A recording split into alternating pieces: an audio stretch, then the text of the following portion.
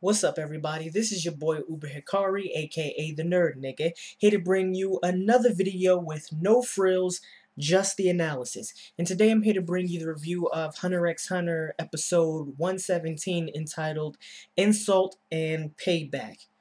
Alright, so we got another slow but somewhat substantive and I would say highly entertaining episode. But since not much happened in this episode, I think this review is going to be pretty short. First, before I get into the summary and analysis of this episode, I just want to talk about the timeline of how long it's been since all of this first started.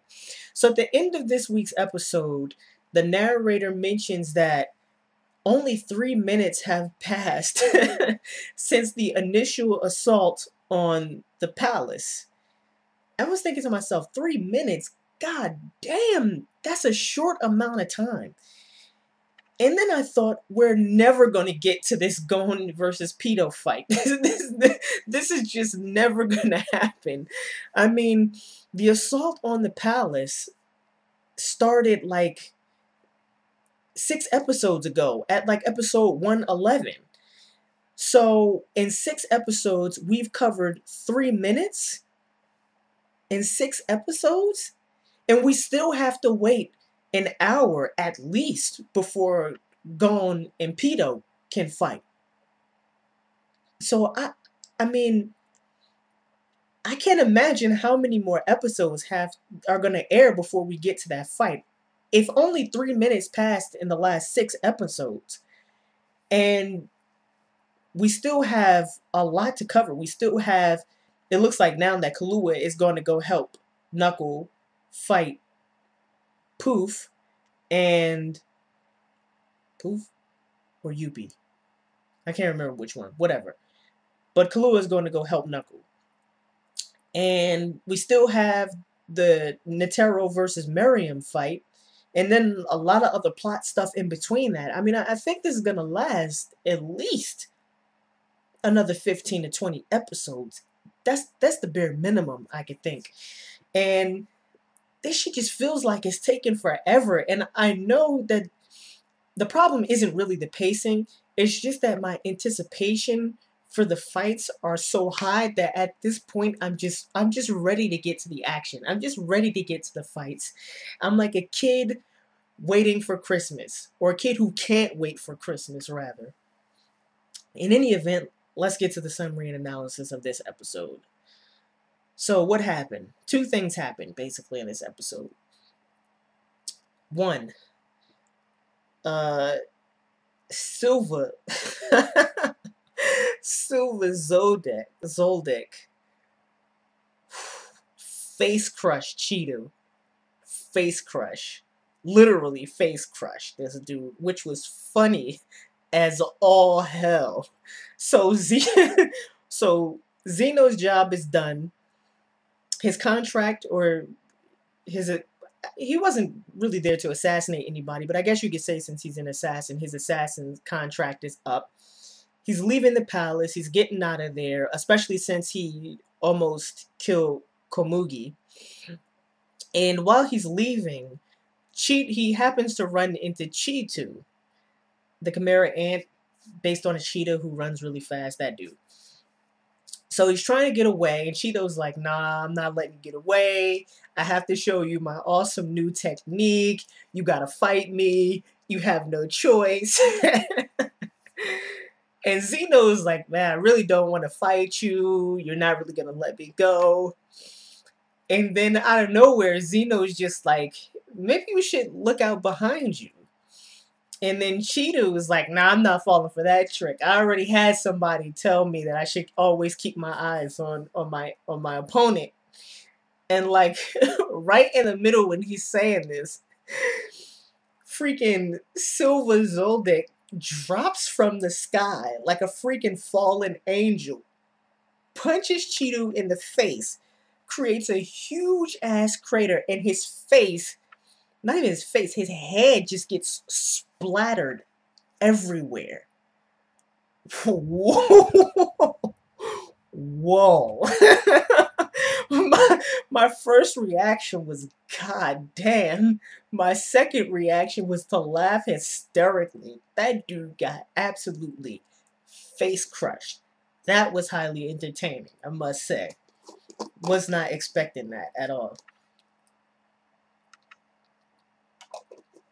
Because like I said, I actually haven't read the manga or watched the Hunter x Hunter anime in almost a year, so some plot points I just forgot, and I was like completely not expecting that to happen to Cheeto. Man, he got that work, man. another Loaded Lux reference. He got that work, man. He got that work. All right, second thing that happened. Knuckle continues his fight with Yuppie. That's his name. I think Yuppie. And what was interesting is we got a little bit of dramatic irony here.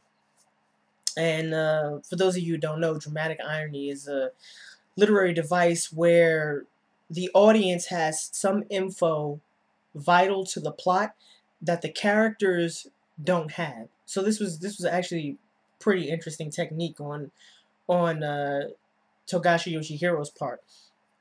So it seemed like neither Yuppie nor Knuckle realized that Miriam was no longer in the throne room. Remember, Miriam's already off to fight Netero at this point. So Knuckle has to make a decision. Once he realizes, through the course of this episode, once he realizes that Miriam is no longer in the throne room, then he could have used that information to his advantage.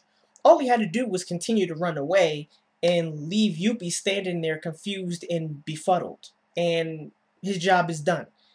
His mission was to separate the royal guard from Miriam. That could have been accomplished by simply running away, leaving Yuppie befuddled, and that would have been the end of it. However, Knuckle decides to go back and fight Yuppie because he feels like Shoot and himself have been humiliated by Yuppie. Because when Knuckle initially runs away and Yuppie comes back, he passes Shoot but doesn't even bat an eye. Like, you're nothing to me, you're fodder. And of course, Knuckle and Shoot's pride is wounded. They feel humiliated. So Knuckle comes back and he plans on confronting Yuppie and fighting him, even though at this point his mission appears to be accomplished. And when Knuckle decided to do this, my first instinct was to ask simply, why should he care about that? Okay, you've been humiliated, your pride has been wounded, but stuff like that's going to happen in the battle. Your mission was to simply separate the royal guard from Miriam. That's been accomplished. Leave it at that. Run away. So again, my first instinct was, why should he even care?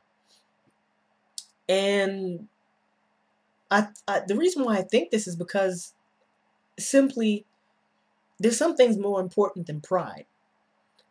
But contrary, or rather in a contrary way, Knuckle states there are things more important than the world.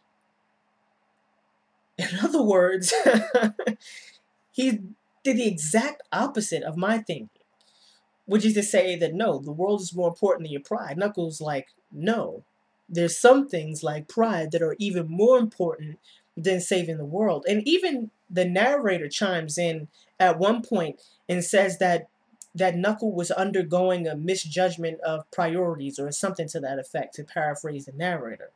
And this brings us back to an important theme that I had brought up before when I was talking about Gon. And that was the idea that Gon and Killua weren't really acting like soldiers because they were too concerned with their ulterior motives, namely to get Kite back from Neferpitou. And now the same thing seems to be happening to Knuckle, where he's more concerned with an ulterior motive of standing up for his own pride in himself and both Shoot, rather than simply being content with accomplishing his purpose, the main objective of his mission. And then I thought, is it really that simple? Is it really as straightforward as simply completing your mission objectives, simply saving the world, and not being concerned with anything else? Is it really that simple? And that's when I started to realize that this fight really, this fight between the hunters who represent humanity on one hand and the Chimera ants on the other isn't just about the survival of the human species. What does the survival of the human species even mean? Does it simply mean that you just defeat the Chimera ants and that'll be the end of it? It's not just the mere survival of the human species that matters, but the pride of humanity that also matters to a certain extent. Because the pride of humanity is on the line. A sort of, this could potentially be a moment of introspection for humanity as a whole, or at the very least for the humans who are involved in this fight, who are involved in fighting against the Chimera ants. And we see this symbolized, this idea that perhaps there's something more than just the mere survival of humanity, or even these individual characters. We see that symbolized in the form of the ulterior motives of Gon, Killua, Knuckle, and Shoot. And as we'll see later on, to a certain extent, even the Terra. And at this point, it's sort of difficult to assess these competing priorities. On the one hand, of course, survival of the human species seems to be the most important thing. After all, humans fear death.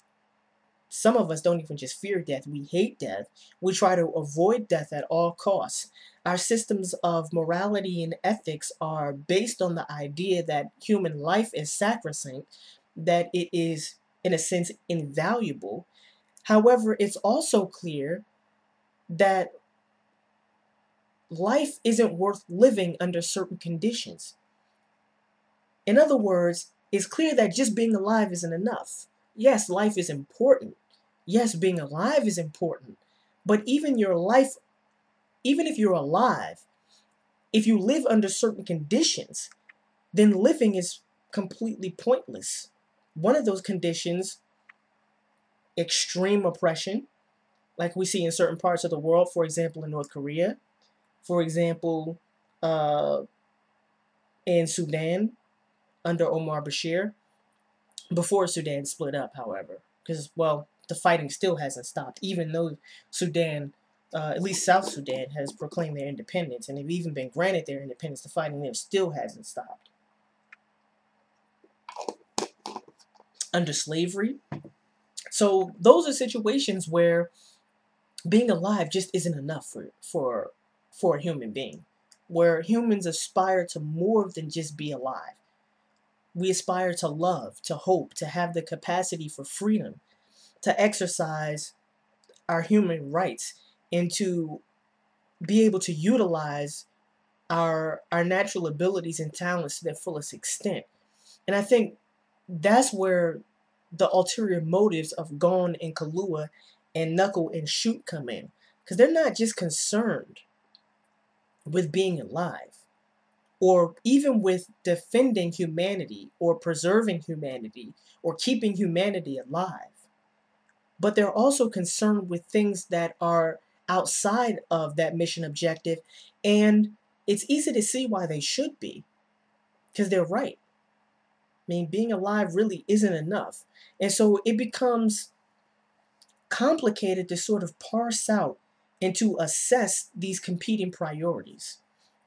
And I think that's one of the important motifs or important themes of this entire conflict with the Chimera ants. And that's pretty much it. Also, like I said before, like I mentioned before, but now I want to talk about just a little bit more. Mela-Oran went to Killua and says, hey, I need your help. And it looks like Killua now is about to enter the fight between Youpi and Knuckle and Shoot. And that should be a pretty good fight. I do remember a little bit of that fight from the last time I read the manga, and looks like we're going to be in for a treat. So I think that's going to fill in the time that we need, that hour's worth of time. This fight between Killua, Knuckle, and Yuppie, and the fight between Netero and Miriam. That'll hold us over until the hour is up, and then we can finally get that fight between Neferpitou and Gon. So this episode, like I said, was again a little bit slow because not a lot happened. But it was a little bit substantive and it was highly entertaining. So overall, good episode. So this was your boy Uber Hikari, aka the Nerd Nigga. Just brought you another video with no frills, just the analysis. Peace and have a blessed day.